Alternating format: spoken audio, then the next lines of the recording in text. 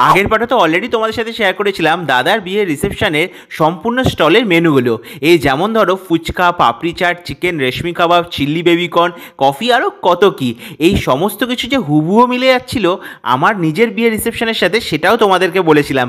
আশা করব তোমরা এতক্ষণে বুঝে গেছো কেন ওই কথাটা বলেছিলাম যে time and tide wait for none. দেখো কি সময়ের লীলা।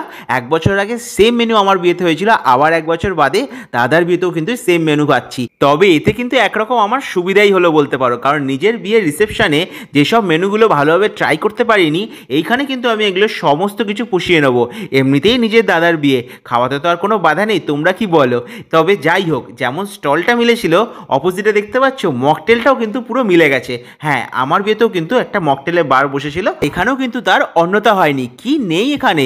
ব্লু ল্যাগুন থেকে শুরু করে স্ট্রবেরি, অরেঞ্জ, ম্যাঙ্গো, আরও কত ধরনের ফ্লেভার ছিল। তবে আমি কিন্তু সবার প্রথমে ট্রাই করে নিলাম একটা স্ট্রবেরি ফ্লেভার, আর তোমাদের বৌদি ট্রাই করলো ব্লু ল্যাগুন।